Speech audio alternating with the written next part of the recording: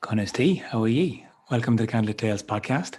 I'm sitting down looking at my sister in the Shafis, and I am absolutely nowhere near Ireland even at the moment. But I am Aron, and we're going to be talking about the Lugh podcast. Sorcha. And I am Anonymous, the sister. I literally just said, Sorcha, what's the crack? I am sitting here in delightful rain. I'm so happy to see rain again. It's been sunny for too long. It's been terrible. Absolutely terrible. I don't know why anybody thinks it's a good idea, frankly, the rain. The summer. The rain? The rain is objectively a great idea. The sun. Uh-huh. Yeah, I'm the opposite. Although we have had cloud here for the last 4 days, and it was very hot. It was blissfully hot when I got here, and it was gorgeous, and I loved it. And it was like 27, 28, and then it got to 30, and then it was like, okay, this is too hot. This is too hot. It was over hot, and then there was it was a whole lot of heat, and then just couldn't ever cool down. So then I was going to sleep. I just couldn't cool down at all. There was just overheating, and it was terrible. And then eventually there was clouds open, and I was like, "Yay! Hiya, clouds! How are you? You're lovely, big blankety feckers." Mm-hmm. So that was clouds nice. are better. Clouds are better. Rain is best. Summer is. I love summer. This is my favorite time. I suppose we have to have it. Like, for somebody who endures winter in Ireland so much, you gotta enjoy the summer, Disagree. I like the autumn and I like the spring. I also like the winter quite a lot. I think winter is great. Yeah, we'll just agree to disagree on that one. Yeah, we have never come close to agreeing on this one, and we never will. I don't think. No. I think we are always going to be at odds on which season is best, even though I'm right and you're wrong. It's all subjective, and there is no objective truth. No, that's fine. And yeah, I agree. You're allowed to be wrong as well. It's fine. Yeah, and your opinion counts, even if it's a wrong opinion. That's what's exactly. So this is our first, dare I say, international post-show conversation. Tuning in. God bless the Zoom thing, because I know I'm in Berlin can't talk about it. And, we're going to be here for a few months, so we got to get used to doing this for a few. Well, in fairness, it's probably been a good thing then that we had to get used to Zoom because of being locked down in our respective houses a few miles away from each other. It works out exactly the same if you're in a hotel room in a different city in a different country. This is not really any different, except your wall is. I feel like your room is cleaner. What's in shot is. Yeah. By virtue of you haven't been there as long. Virtue is I don't have enough stuff to fucking mess it up. Also, you don't have all of your stuff with you. You have the amount of your stuff that fits in a suitcase to go around the same space that usually, or the same size of a space that usually has all of your stuff. Yeah. So luckily now I've made a fair attempt at making the place diabolically messy, but hey, look, it's fine. Anyway, we're not here to talk about my living situation. It's homey. You can't be relaxed without a bit of chaos in the environment. I don't understand this thing about everything has a place for everything and everything in its place. Then where the fuck do I go? Because I feel like I don't have a place, and I feel like anything I touch is going to be broken and stained and corrupted. It's not a way that I can relax with at all. I don't like it. Yeah, I will also, say there's a definite middle ground compared to your cluster and hoarding. I'm just going to call it hoarding level of. That's fine. Anyway, look, we're not here to talk about household. You're not getting on any kind of high ground about how I keep my house here, bud. Look how clean it is, though. And it's an apartment, not a hotel. Actually, thank God, so I can cook my own food, which is important. Anyway, that is important. We are here to talk about Lugh Samildánach, and I just listened Two, I was walking down the street there now, and a nice little shower of rain came, and it was actually cooling me down. And I felt, oh, that's lovely. Yeah. And I was listening to your recorded story, and I instantly went, God bless Ruairi O'Shea. God bless the man, because he goes through it painstakingly, and he'll edit out the weird pauses or the coughs or the really long kind of clearly thinking about what you're going to say, and then he adds the music to it, and he's been doing great. I mean, he took that job editing your vocal track off you because it was like stabbing your own eyeballs, I think, or something along those lines. That's usually how I describe editing. Yes, I feel like it was like stabbing my own eyeballs, and apparently other people don't mind it that much. Yeah. So I like doing it. I like doing my vocal track myself. I forgot that you don't do it now that Ruth had offered.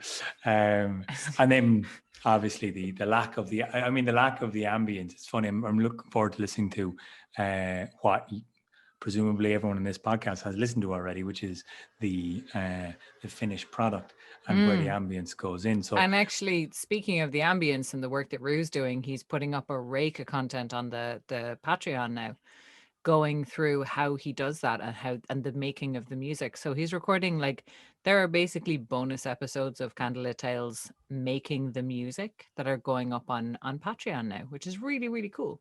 So if you're not supporting us on Patreon, there's now incentives other than year go on, just be sound, which is kind of been the only consistent incentive we've been able to come up with so far. I mean, we came up with a lot of stuff initially, and then we did never quite and then through. we did it for a little while and then stopped. I did it for a little while and then stopped. You gloriously did nothing at all ever. That was not my baby. I was I'll just do all the other social media and admin. You do that one thing. You do that one thing. Yeah, the one most involved thing. You just take charge of that. So there were several different things that we've done for a little while and then not done anymore. But Ru's now got making musical stuff going up there regularly, which will be really cool. Well, it is that one thing that people have asked for a few times is, are the music tracks available online without just the story? And we'll be hopefully putting up, if people want the option of the story without music or whatever. The music without story is going to be going up on YouTube as well. Yeah. So luckily that's all coming at you guys. So happily with that. I have to talk about the cow first, because it's the first thing that you enter in with this story, and I absolutely love it. And we've looked at Lugh, Samildánach, we've looked at this whole story and the birth of Lugh specifically a number of times in our live shows, and oftentimes it's a hard one to start. Where exactly to start it? Because do you start it with Cian coming to the tower? No, I have to go back a bit. Do you start it with just him being born? Well, obviously you have to go back a bit. So there's a couple of starting points, even like him coming to Tara and then going backwards in the story, but starting it with the beast of that great, furious, fantastic, not furious, but fantastic all the same. Not furious at all, but an ever giving a sign of abundance cow. Hilarious. Well, I think it's there's something innately funny about cows to us now. Like, isn't there? Like there just is. There's something slightly, and I don't really know why it is, except I think it's maybe a little bit of a class snobbery thing. It's maybe a little bit like, there's a fella walking in smelling the cow shit, it conjures a certain image in your head. It's maybe there's something funny about cows. Yeah. And I don't know how to unpack why there's something funny about cows. Have you ever gone cow tipping? Hang on. Hilarious. When we come from a culture that historically and culturally venerated cows, we've now come to a place where cows are funny. Cows are not funny. Cows are sacred. You know what I mean? And it's interesting to try and get us back to sacred cow I don't think that this is not tied to colonialism and Christianity and like the dismissal of pagan beliefs, because I mean that phrase, a sacred cow, is kind of like, it means, or in English, it means a false idol. And it's referring to Hindu tradition. Yeah. So like there is, I think there is some snobbery in why we find cows funny. There is some kind of stuff going on there as to why it is sort of ridiculous and why we see cows as sort of ridiculous. But cows and cattle in ancient Ireland were fundamental. Like they were not just animals. They were all of your wealth. They were all of your food. And like in the time, especially in kind of like spring and early summer, you know, the time that we're in now, heading towards midsummer, if you didn't have a cow that was giving milk, you might be going to starve to death, because the you know, you're a long way from harvest, from, you know, big harvest of like the main food crops. And so, you know, there's a lot of stuff growing, but it's not necessarily the most nutrient dense. Like there's a lot of leafy stuff growing, but it's not the most hearty food. And the medieval diet in Ireland was milk. That was your protein, that was your fat, that was where you got those essential nutrients from.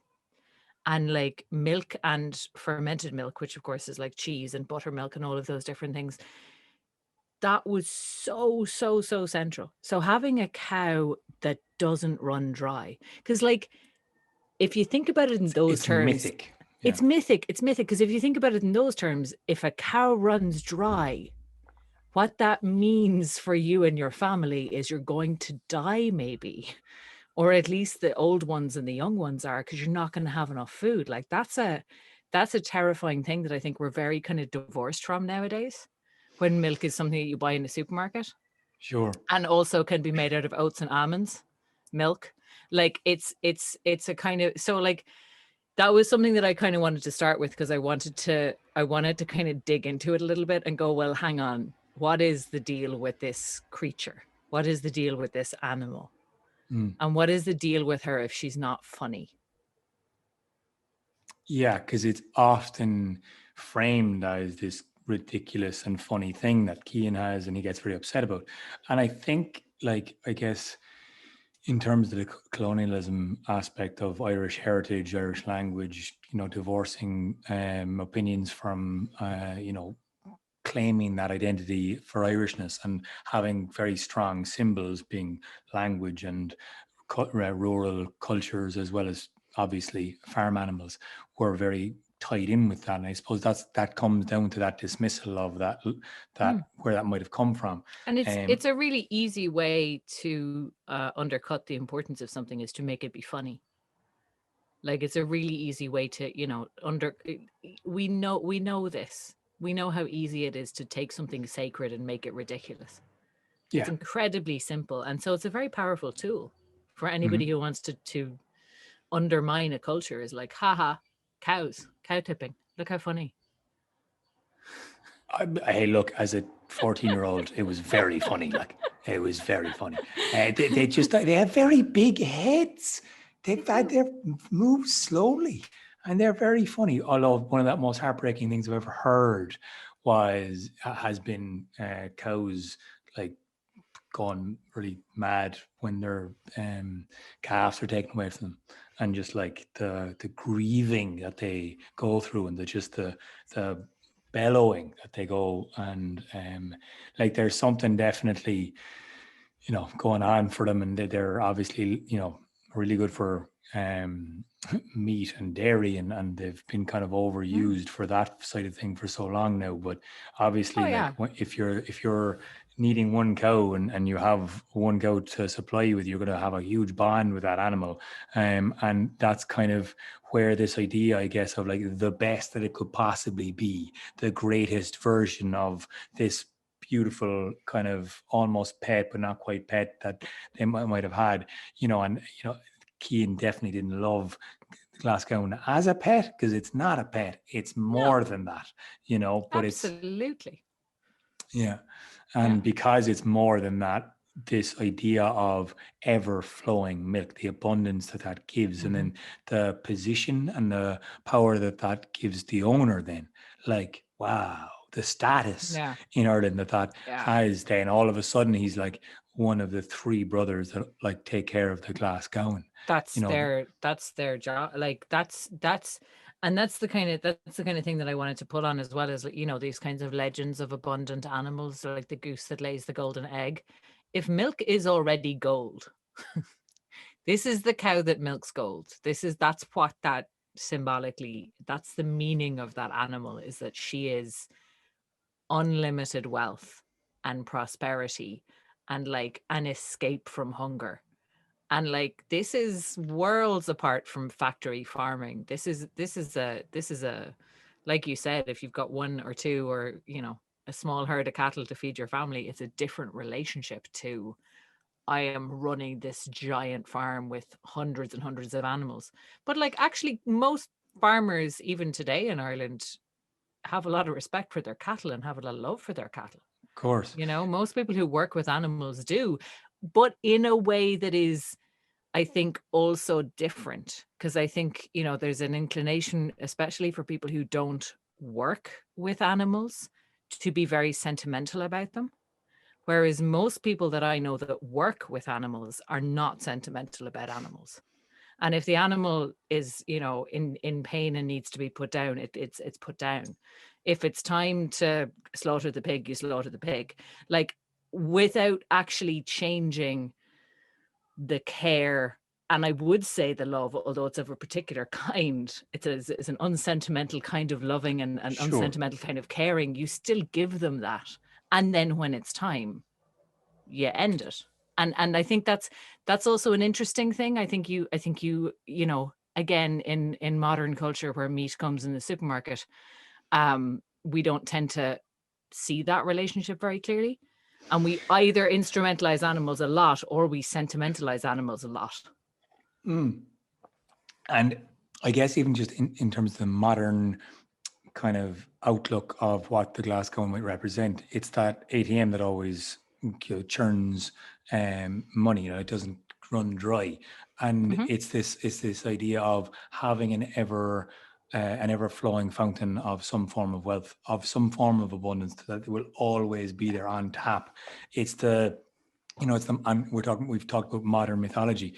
The modern mythology of cryptocurrency. What the fuck is that? I don't know, but it's wealth. It's this abundance. It's this, and we'll always reach for that. We'll always reach for this ever flowing form of abundance that will take us away from backbreaking labor and put us to some form of ease and calmness. And it's a myth, and it's never going to be that way even for people who've made their millions and in whatever crypto. They still have their own demons, right? But there's it's a kernel of, it's a little bit of that kind of you know, back to the Garden of Eden idea of like, there is a thing, and if we just figure out this one thing, all will be ease and all will be rest and all will be well. And it's like, yeah, I mean, what the thing is keeps changing, which will tell you, won't it? And so that's why I find the Glasgow so interesting. It's like, sure, we look at it like, we can talk about the historic kind of relationship with cows and cattle in Ireland. That has a big significance to it. But ultimately, it's the genie in the lamp. It's this idea of having something that will give you happiness because it's going to supply you with wealth and wealth alone. And it, you know, interestingly, the story, it's taken away from Cian and by somebody who clearly is not a happy individual, you know, and it's the all wanting, devouring, and the personality that wants to comes and takes that thing that represents wealth and abundance away. And, you know, does Cian become a happier person as a result of that? Possibly. You know, you could, like, possibly. He certainly meets Etlin. You know, it's not painted out, and that's one of the things we'll get to again. We've talked Interesting about moral to put on the story. Yeah, I wonder. You know, well, it's just I was struck while listening to it of this idea of how every culture and every story seems to have something that will make them happy, will make them safe and make them secure. And as soon as that's taken away, suddenly are you better off because you have to find your own way? Well, suddenly there's a story, because if you're all happy all the time, there is no story to that. And I think also, I mean, it's kind of one of the fundamental things of humanity is that we mistake happiness for like a state that you can attain. You know, I will be happy someday. I will buy a nice house and a nice car, and then I will be happy, as if happy is a thing that you get and then you have, and then it's in your pocket, as opposed to an emotion. And emotions are fleeting and transient and always will be. And that goes for negative emotions and positive emotions. And there is no way we can ever be happy. Like, that's not a thing for anything more than a while. Like, obviously we can be happy. We can be happy for a minute or a day or an hour within that day. Or we might look back on a year and say that was a really happy year in the main. But like, it's an emotion. Emotions fluctuate. It's like telling the sea to be still. Like, you can't do it. And it's a weird, that's also a weird story, you know, the pursuit of happiness as a goal, as a thing that you can grab. So I think it's interesting when these like instruments that confer happiness, because they're always lost, they're always taken. You always get kicked out of the Garden of Eden. There's no way back. And like, this is always this kind of, you know, part of the mythological thing. So Cian's loss of the Glasgowan, as it usually is in these stories, is the propulsion to get the story going. And like all of these mythic losses, you don't get it back. There's no such thing as getting it back. The great thing that like Biro just goes, yeah, you're not getting that back. The Biro over the mountain is fantastic. I love kind her. of, you know, that's not an option, not happening. Here's something else though, you know, and again, like how instrumental, like essentially without Biro in this, without the guide, without the, you know, the Obi-Wan, there's no transition into where the story could possibly even, you know, really start. And you have this Biro character who's only fleetingly come up at a name's glance before, and suddenly she is all knowing about this one thing. And you know, it begs the question: did all of the druids kind of know what the crack was? Could he have gone to any of them? I don't think so. Specifically, I've read versions of this story where like, and I think I had it in that story as well, where he goes to the druid who says, I don't know, but this person might know. And then he goes to the person and that person is like, well, I don't know, but she'll probably know, which is often kind of a fun little bit that you get to do in Irish mythology, where it's like, well, he went to the local druid and the local druid was like, I haven't a fucking clue, son, but listen, Seamus down the road now. Seamus down the road is a good head in him. I've asked him a few things. And then Seamus down the road is like, you will go to your one Maeve there. She knows some stuff. She knows some secrets that might be in her kind of, and like there's this weird little kind of pilgrimage that they'll do, and it happens in some of the Fintan MacBoker stories as well. They're going looking for the oldest man in Ireland, and it's this like, you know, you get to the first one and then you get to the next. You just have to kind of keep going on this sort of quest that doesn't stop, because every time your princess is in another castle, Mario, it's not here, it's over there. And that's so important for even the kind of the walkabout idea of like finding, do you really need to find this answer? Will the answer come to you? Blah, blah, blah, blah, blah. Is it like, you know, is there something that you're really looking for that isn't really what that any druid can tell you until eventually like, all right, fine. Yeah, maybe the druids have a thing where it's like, well, you have to have been to at least 3 druids before I tell you anything. Isn't that a tradition in Judaism where if you want to convert, they refuse you 3 times? I think it is. I could be wrong about that. I have no idea. That is a thing that I would have accrued from popular culture and not from any actual Jewish people. So I apologize if I got that wrong. But it's an interesting kind of an idea, like the refusal, the sort of like, oh, I'm looking for wisdom. Nah, not here. Go somewhere else. Because it's part of it may, and yeah, I think you're right. I think it might be part of proving that you're serious about this, or that you're dedicated enough to actually be worthy of the answer. Yeah. It's like kind of going in and asking for a job, and they go, all right, clean the toilet. So you're like, you know, if you pick up the mop and bucket and go hell for leather, all right, you can wait tables. Just don't fuck it up. Like, you know, yeah, wash your hands first. Yeah. Especially after cleaning the toilets, hell for leather. But like bosses who put you through a bit of a runner to see if you're interested, and like, do you really have the standard? If you go, okay, you want to do that, you can do this. Okay, fine. And that even like finding out if the desire is there in an individual before you offer them a reward straight away. And Cian, for example, kind of seems to want the cow back. Straight away. It's like, I gotta get the cow back. And like eventually, is it the fact that Beer goes like, yeah, but you're asking the wrong question. What you really want to be doing is, how do you get revenge? Is that what you're saying? Revenge I can help you with. Yeah. Yeah. Kind of revenge of a sort, rebalancing. Rebalancing. I liked the idea of like my kind of characterizing Birog in this as somebody who was not giving Cian the answer he was looking for, just somebody who knew a lot of stuff. And so when he came to her, it's not that she was like, aha, I have a grand design and you are fitting into it. It was more like, well, this is a thing that I know. And now this guy is coming to me with a totally unrelated problem. But if I put this with this, that kind of solves it, doesn't it? And like that she's just sort of taking him and going, okay, you will fit into this other story. It's not what you want.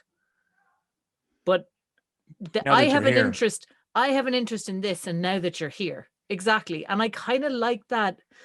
I like that idea because I think it really skirts the chosen one idea as well, of like, if Obi-Wan is like, well, you're not Luke Skywalker, but sure, you're here, so you might as well give it a go, And it's actually really, and again, you did that beautifully with like skipping a couple of plot points, but like you did that beautifully in that moment where Lugh turns to Manon McLear after kind of like going, hang on, so there's a prophecy saying only his grandson, but also the person who knows everything, but I don't know everything. So his answer is, yeah, but who does? And I guess that could be you if you want it to be, and that's kind of more, okay, I choose to be this individual. I choose to be the hero, opposed to I am born into being the hero. I have to be it. I was kind of playing with that idea in this whole telling of like destiny and choice and like manipulation, because Mananon can also be quite a trickster. Manipulative, but without the negative connotation, if you know what I mean, where he's like, you go over there and do this random thing, and then that sets off a whole chain reaction that you have no idea about. So I kind of like the idea of both Mananon and Birog kind of fulfilling the same role. Yeah. For these two different, for these kind of two generations, for Cian and then for Lugh, of like, well, this isn't what you're asking, but this is what you need to know. Right. And this isn't maybe the answer to your question, but this is the answer to my issue. So what do you think about that? What do you think about that? And like I like I also kind of, because it's not really clear in the stories when Lugh knows that Lugh is Lugh. Like, at what point is he raised knowing that he is the grandson of Balor and he's destined to kill his own grandfather? Or does he just kind of grow up? And I like the idea of him growing up without that burden, because I think that's a burden. Again, in terms of an interesting way you told it, you supplied an awful lot of the internal like dialogue between Mananon and Lugh, which is the internal workings that you never really get in myths when you read them. And there's so much that's unspoken in myths. Like, we don't know what happened with Balor and Glasgow. We have no idea. That's just a dead end. We don't know what happens. We don't know what happens with Ethlyn in the tower. Nothing really happens. Some versions of it I know have her coming back with Cian, but the vast majority don't. And most of them have Balor killing her children, so she can't have left with Cian if he's able to. You know what I mean? So it's kind of like, again, it's in how you tell it. But yeah, there's a lot of dangling threads in mythology. Yeah, and certainly Lugh's kind of growing up is quite blank. Like, I love the fact that he's endlessly curious, and that's what kind of promotes him into this ability. He has, it's that beautiful kind of line of like innate ability and unstoppable, unquenchable curiosity. Yeah. And like they seem to find a balance, because lots of people can be, super curious but not have it in them to actually retain the information or be that skillful. Or opposite, you can be extremely talented and extremely clever and just not really arsed. And so then it's actually those two meeting at the same level. It's like, whoa, okay, we got somebody who's a contender here for something big, you know. And it's like, it's the other level. It's like when I think of people who are at the top of their game, musician wise, career singers wise, actor wise, performer wise, you know, people who are even in business, in all those diverse fields, all of those of fields, just the arts. I was getting to business. I was literally getting to business. I was also saying in tech and writing. I was getting there, you dick. Right. Listen back. I literally just said business as you cut me off. But okay, so I'm clearly more interested and passionate about the arts. But I mean, it's the formidable other level. It's like, holy shit, that is insane. Because, and it's that like demand and self motivation that people at the top of their game are on whatever field they're doing, like will motivate themselves to push on and break barriers, break their PBs and their personal bests for whatever reason. But they have like, they have a huge amount of talent already. You know, they garnered it over whatever, how many thousand hours of practice perhaps. But it's that lovely attitude of you just being curious and being open to something and asking questions and not letting that curiosity die seems to be like the greatest. That for me is the difference. That for me is the thing, because I think, and it's particularly kind of contrasting Lugh with Bress, because Bress was a specialist. And to me, Bress is a lot more like an actor at the top of his game or a sportsman at the top of his game, in that he's got one thing and he's amazing at it. And that's his thing. And that's his only thing. Sorry, something fell down in my office. I don't know what it was. I was like, are you getting robbed? No, it's fine. Sometimes foxes run across the roof. It's a thing. It's fine. It's a little highway for them. But this is like, to me, that's very different. If you've got someone at the top of their game, because usually these are people who are very fixated on one thing and they're extremely good at one thing. And a lot of the time, they only value that one thing. And that to me is the Bress kind of prodigy, where you're excellent at your one thing. And you kind of, it's also sort of the only thing that you rate. Like you don't think that any other talents are really worthwhile. Whereas Lugh has a much more expansive point of view. He's a much more open point of view. And I think that's something that it's not necessarily about beating the personal best and being very self-competitive, because for me, those driven types, in my experience, they have more in common with the Bress type, just in the main, because I think the types that are really unusual and not necessarily at the top of their field, but just the most unusual and interesting people are the people who are interested in everything and maybe quite skilled in a lot of different areas, but are incredibly respectful of other people's talents. And that's where the curiosity comes in. Like, how did you do that now? I wouldn't have thought of doing it that way. I'd have done it this way, but show me how you did that. Show me how you did that again. Like, that to me is the sort of Lugh curiosity, the openness, the like, that's not my way. And therefore my reaction is not to be like, well, that's not how it's supposed to be done. My reaction is, tell me more about that. Why are you doing it that way? I wouldn't, like, what is it that you're doing? Where is that coming from? Why is it this way? Yeah. And I guess you know, people who are, I guess, multifaceted in their interests and have a wider sphere are obviously taking in an awful lot more, you know, information across the board. And then ultimately it's kind of like looking at music theory. It's one of those things you're like, you can learn a little bit and then just see like the vast quantity of stuff that is completely unknown. And as soon as you dip a toe into any field, whether it's cooking or craft or sewing or anything, like you're like, okay, right, I can do a little bit, but there's a lifetime to catch up with if I want to actually get masterful at it. Absolutely. You know? And I think that's the thing. That's the thing where that's also the thing that you get, where you get a kind of a degree of humility to those kinds of people who are like, well, I'm comparing myself to the people who only do this and don't do anything else. I do this and 15 other things, and I'm competent at all of them, but I wouldn't call myself a master. And I think that's more the kind of like Lugh, obviously being a god, being a mythic character, he is the master of all. He is able to take it to that ultimate level because mythology.